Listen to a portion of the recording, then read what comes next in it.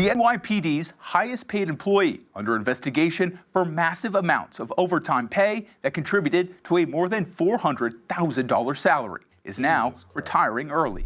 Lieutenant Quantisha Epps claimed to work more than 1,600 hours of overtime, a staggering total uncovered last month by the New York Post. It allowed Epps to pull in more than $204,000 in overtime pay, on top of her base salary of around $164,000, plus fringe benefits, which put her past the $400,000 mark in 2024, according. Look, guys, I don't care where you live, $400,000 is a lot of money. To payroll records, her boss made around $292,000. Sources told the Post that Epps' overtime pay was capped after the report came out. NYPD officials telling her at the time she'd be put back on patrol instead of just working her current desk job. Now, the Post has learned Epps filed for retirement this week when she was just shy of 20 years with the department. The early exit will impact her pension and cost her a $12,000 a year add-on for officers who reach the 2-decade mark. The department has now officially launched an internal affairs probe into Epps, which includes looking into allegations of falsified overtime hours, signing off on time slips herself, as well as complaints of her coming into work late, leaving early, or not showing up at all. Despite the investigation, Epps seemingly had a positive history with the NYPD. In 2019, the department congratulated Epps for beating cancer 3 times, posting on social media for World Cancer Day. The year before that, in another post to social media, Epps' precinct welcomed her back to full duty following cancer treatment. The department also featured her in a 2017 video titled Women Inspiring Women in the NYPD. I've had 2 bouts with ovarian cancer and my latest challenge with brain cancer. I'm going to be a 3-time cancer survivor.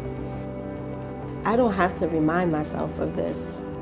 This Bleu family of mine doesn't even allow me the space to remind myself because they keep me showered in love. Following her recent retirement announcement, Epps' last day was scheduled for January 14th, but the NYPD has now suspended her without pay amid the investigation. The department has 30 days to investigate before her pension goes into effect. Epps has not commented on the investigation. For Straight Arrow. Guys, obviously, because look, I'm not the sharpest tool in the shed, but there's obviously the math isn't mathing, right? Because if her boss is only bringing in $200,000 and her base pay is $164,000, but there's a discrepancy with the. Have you guys noticed a common problem with these? I hate to say it, but these black-owned cities. What is wrong with these black-owned cities to where they are so blatantly corrupt that they're not even smart enough to get away with it? You see it with Fannie Willis. You see it with all these other people.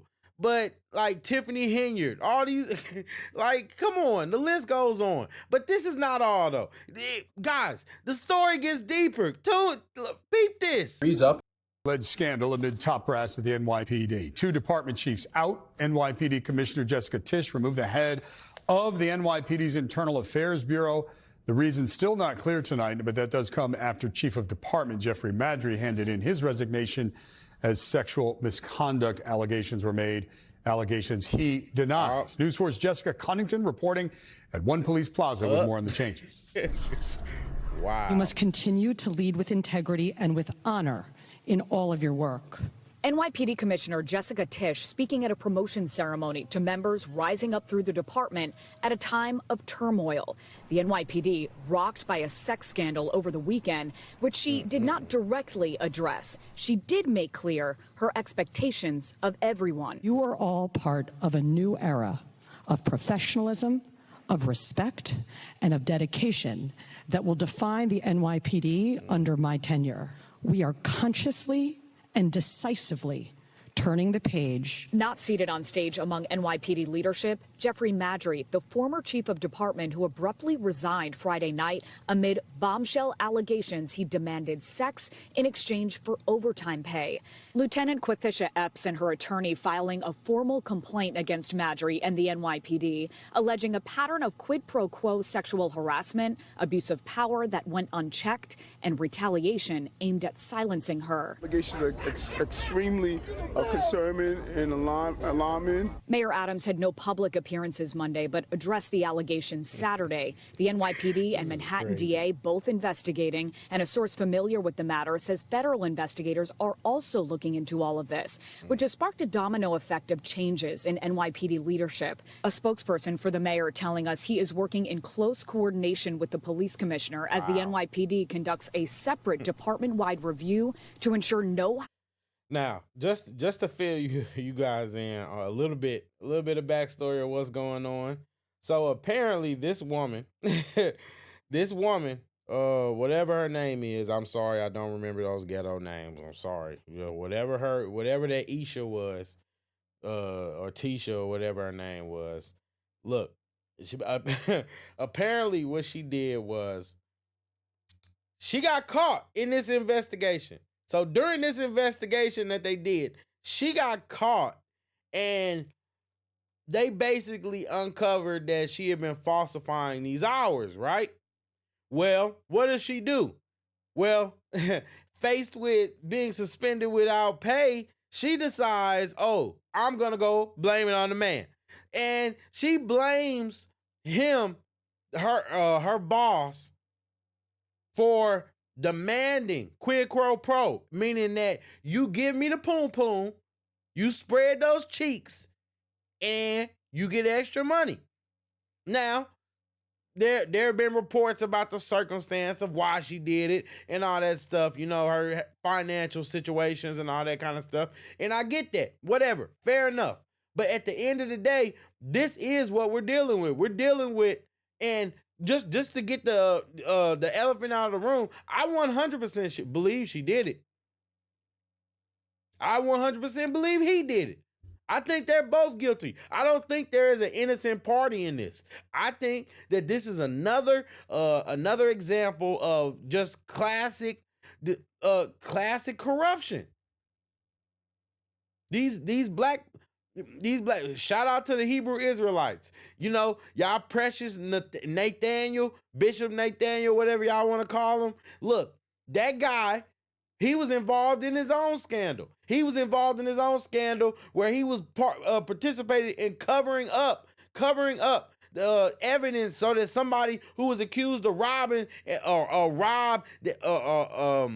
robbery that led to the unaliving of somebody, that basically he was involved in covering that up. Now he's going around preaching to y'all, talking about black man is God and talking about y'all nationalities. The biggest hustle, man, look, I don't even want to get into the Hebrew Israelites, man. It's just pathetic. But either way, like I said, it's just a classic example of black corruption. That's not to say that there isn't white corruption, but we're talking about black people here. This is black corruption. And you would think when you sit on this moral high ground that a lot of these woke people tend to sit on, these will be the people that they calling out. You would think. I'm just saying. Pathetic. And if you really want to get into the nitty gritty, I mean, it's kind of funny how every time a woman gets in trouble, the first thing that she does is, because we know what happened. They found her out in the investigation, and she said she probably talked to her lawyers and realized the only way she was going to get out of this is if she blames it on the man. I 100% believe she was a willing participant in everything that went on. Do I believe that he propositioned her? 100%.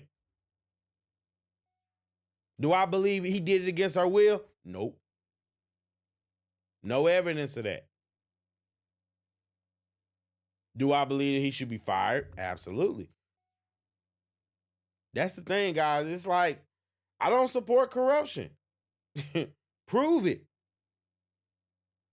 Prove it. Or have the same standards for everybody.